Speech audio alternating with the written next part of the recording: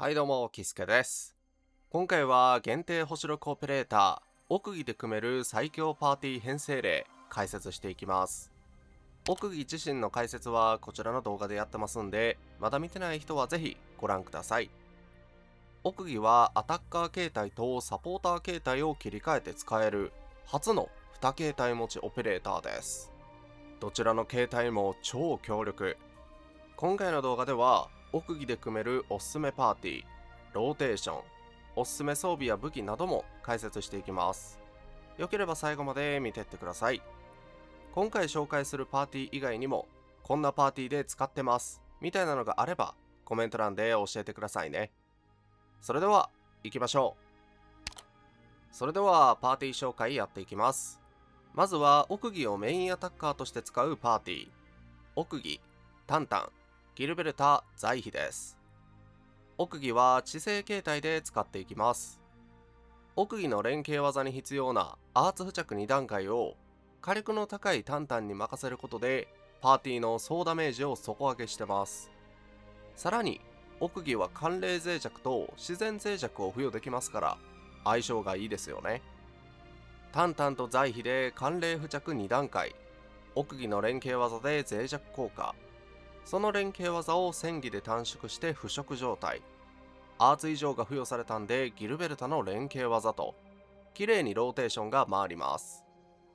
入れ替え候補としてはギルベルタの枠をアケクリやペリカに変更してもらっても構いません。アケクリは SP 回復プラスリンク状態で火力の底上げ、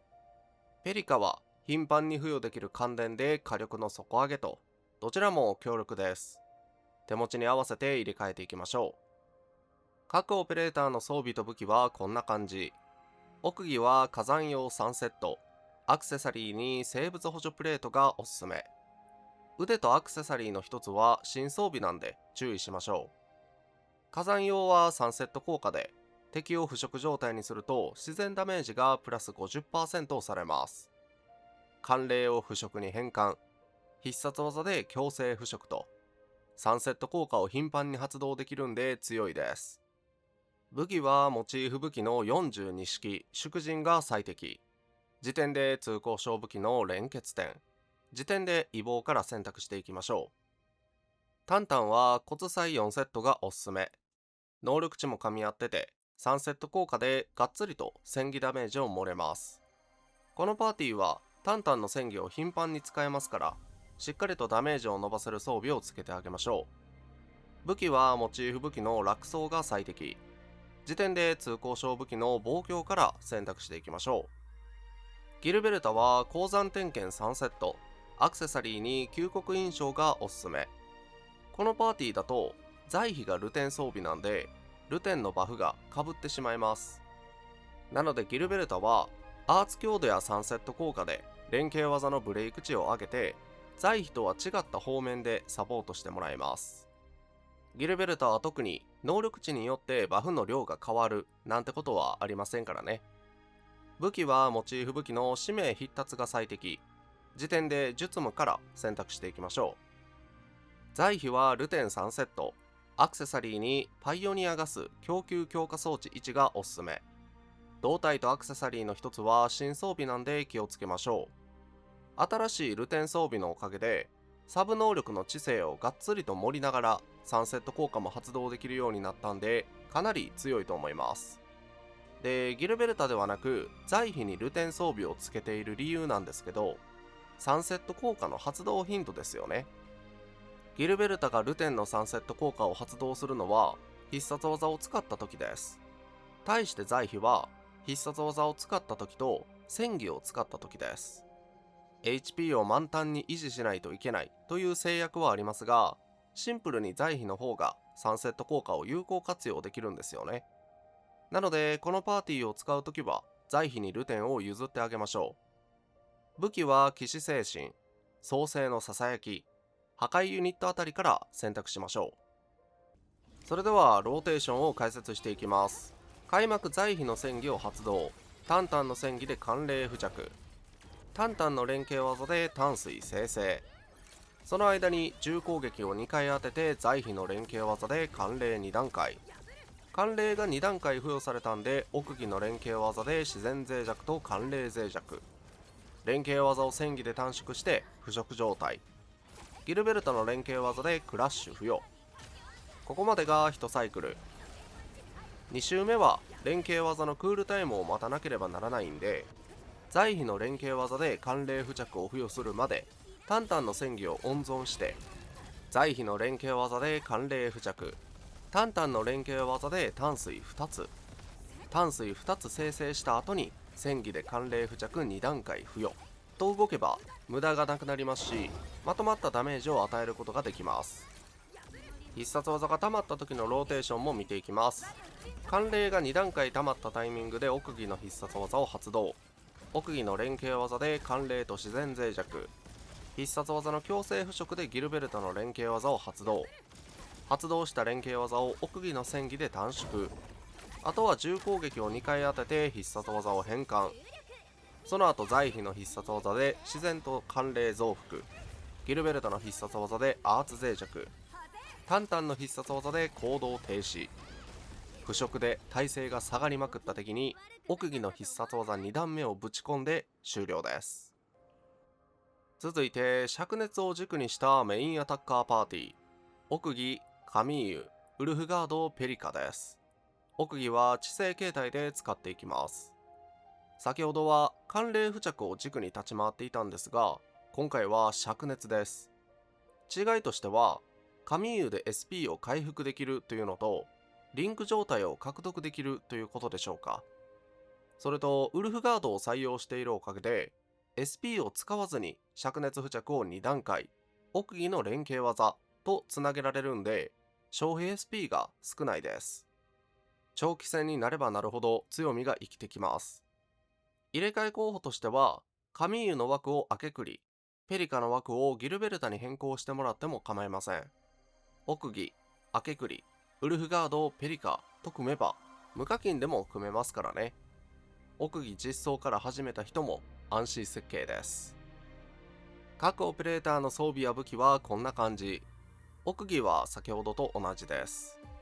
カミーユはパイオニア3セット、胴体に骨砕の重防具がおすすめ。3セット効果で連携技のクールタイム短縮、さらに SP が回復した時にバフをばらまけるんで最適です。各部位で必殺チャージの回復効率を盛れるというのも強いですよね。武器はモチーフ武器のカーマインベールが最適。時点で灯火の使命あたりから選択しましょう。ウルフガードは制覇3セット、アクセサリーに旧国印象がおすすめ。このパーティーのウルフガードは連携技で奥義につなげてあげることです。なので3セット効果で連携技のクールタイムを短縮しましょう。武器は何でもいいんですが、同類強食、合理的決別あたりから選択していきましょ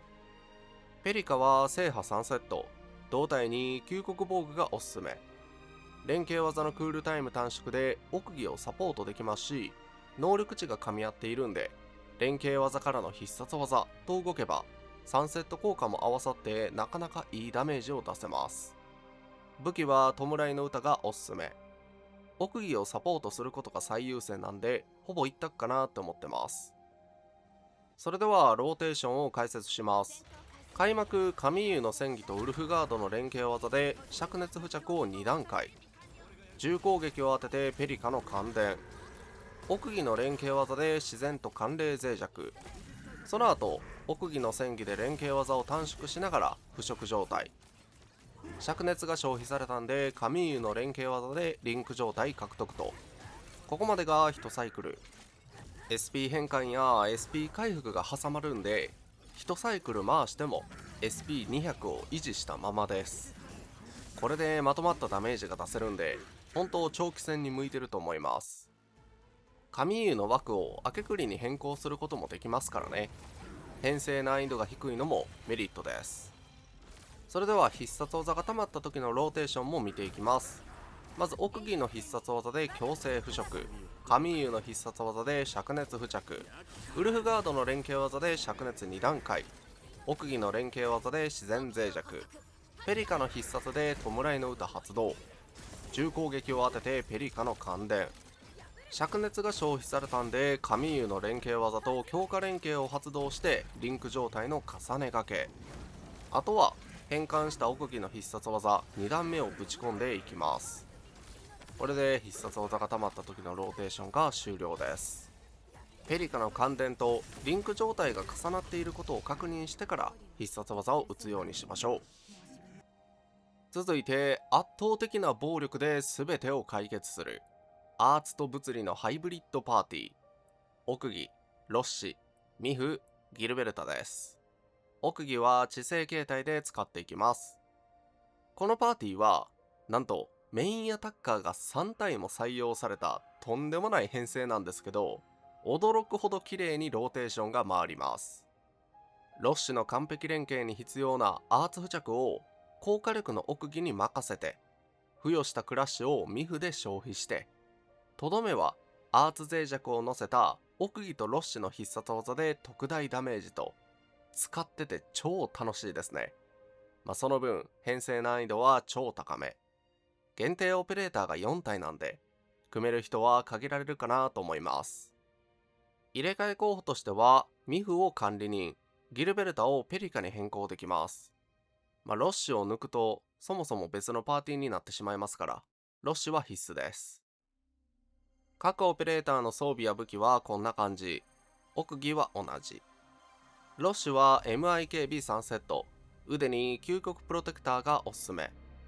ロッシュは会心系のステータスが重要で、3セット効果で会心率を上げてくれる MIKB は最適です。ステータスもしっかりと一致しています。武器はモチーフ武器の浪費。時点で通行証武器の栄光の記憶から選択しましょう。ミフは9砲3セット、アクセサリーに鉱山点検定位ビーコンがおすすめ。このパーティーは必殺技が溜まるまではミフの猛撃がダメージ源になるんで、しっかりとアーツ強度を持っていきましょう。武器はモチーフ武器石英。時点で星6武器鏡。時点で通行証武器のファントムペインあたりから選択しましょう。ギルベルタはルテン4セット。他のオペレーターとルテンが被っていないんでルテンが最適です。胴体と腕は新装備なんで注意しましょう。ただすでに精密加工を済ましているルテン装備があるなら無理に変更する必要はありません。武器はモチーフ武器の使命必達、弔いの歌から選択しましょう。それではローテーションを解説していきます。開幕奥義の戦技で自然付着、奥義の連携技で自然脆弱、再度戦技を発動して連携技を短縮。自然付着が付与されているんでロッシュの戦技でクラッシュ付与、ロッシュの完璧連携でクラッシュ3、ミフの連携技で物理脆弱。その後ミフの戦技2段目3段目とつなげてダメージを出します。ここまでが1サイクル。これだけでとんでもないダメージを出してますよね。各々のオペレーターが各々のオペレーターをサポートするという、これがエンドフィールドの面白いところですよね。必殺技が溜まった時のローテーションも見ていきます。まず奥義の必殺技で強制腐食、ギルベルタの連携でクラッシュ付与、奥義の戦技で自然付着、奥義の連携で自然脆弱、ロッシュの戦技でクラッシュプラス染まる爪痕、ロッシュの完璧連携でクラッシュ4、ミフの連携で物理脆弱、ミフの必殺技でクラッシュが溢れてクラッシュ4段階溜まっている状態でギルベルトの必殺技でアーツ脆弱。あとはロッシュの必殺、奥義の必殺2段目、ミフの戦技でボコボコにして終了です。続いてイボンヌをメインアタッカーとして使う凍結パーティー、奥義、イボンヌ、タンタン、ザイヒです。奥義は意思形態で使っていきます。奥義の意思形態は付与したアーツ付着を増やしてくれるんで、イボンヌ戦技の追加ダメージを最大限活かせます。通常のローテーションならザイヒとタンタンと奥義のスキルで寒冷付着を3段貯めてイボンヌの戦技で凍結。これを意識するだけでダメージが稼げますし、必殺技を採用すれば寒冷4つ貯めた状態で戦技を発動できるんでトータルダメージが跳ね上がります。奥義の連携技で付与できる寒冷脆弱も相性バッチリですよね。奥義の実装でイボンヌは超強化されました。入れ替え候補としては、タンタンの枠をスノーシャインかギルベルタと変更できます。ただ、タンタンを変更してしまうと、寒冷付着の頻度が下がってしまいますし、パーティー全体の総ダメージが落ちてしまいます。その点は注意しましょう。各オペレーターの装備や武器はこんな感じ。タンタンは同じです。奥義はルテン4セットがおすすめ。すべての部位が新装備なんで注意しましょう。モチーフ武器を装備していて、気質厳選も終わらせているという人は、がっつりとサブ能力を持ってあげないと意思形態にはならないので、最低限の精密加工が必要になります。さらに、連携技で付与できる脆弱効果は、意志のステータスが600、特化3まで育成していると640必要なんで、それを目指す形で精密加工するのがいいと思います。武器はモチーフ武器の42式縮陣、時点で通行証武器の連結点、時点で破壊ユニットあたりから選択しましょう。イボンヌは MI 警備4セットがおすすめ。イボンヌは必殺技で会心ダメージが上がり続けていくんで、会心系のステータスを持ってあげることで強くなります。特にモチーフ武器を装備する場合は、戦技や連携技でも会心を発生させないといけないので、重要度が増します。武器はモチーフ武器の芸術の独裁者が最適。時点でくさび、時点で通行証武器のナビゲーターあたりから選択していきましょ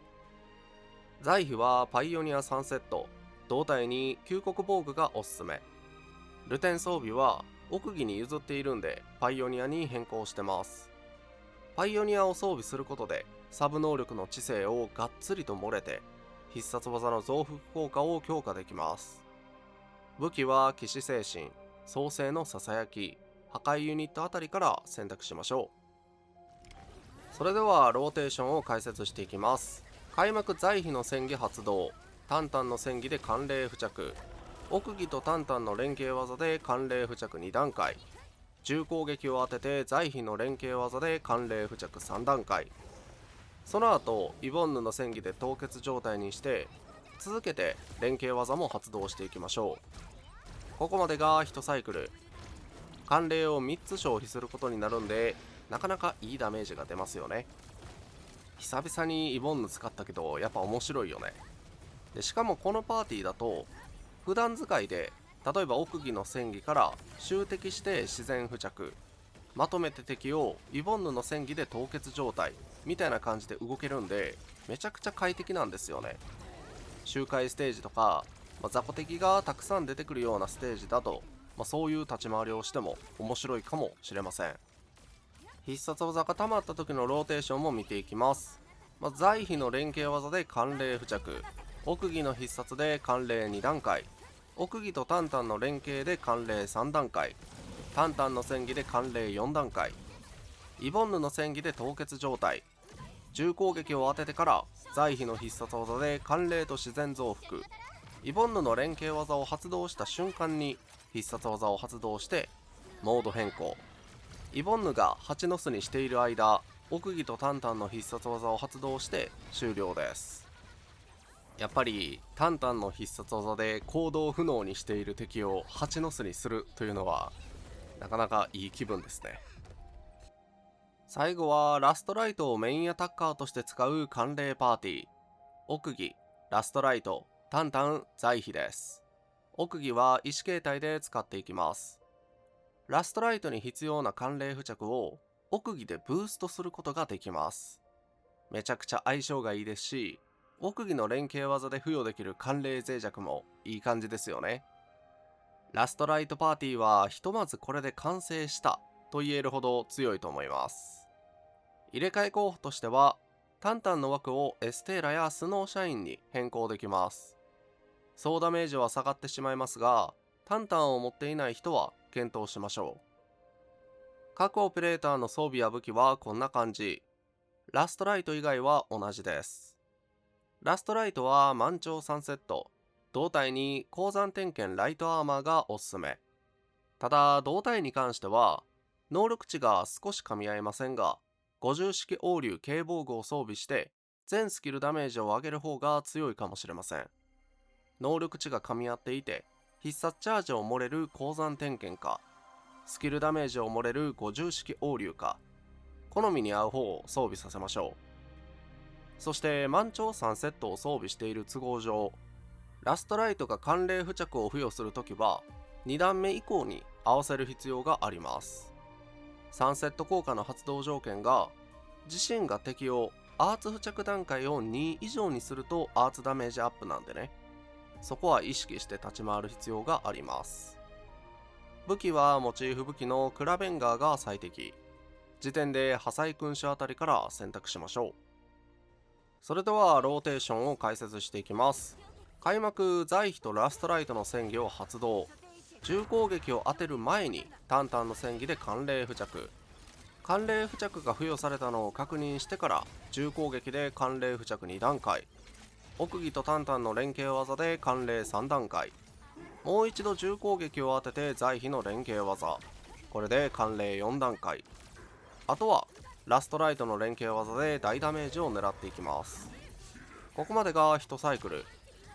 ダメージが過剰になるようならラストライトの戦技をすっ飛ばして寒冷3段階で連携技を発動してしまっても大丈夫です。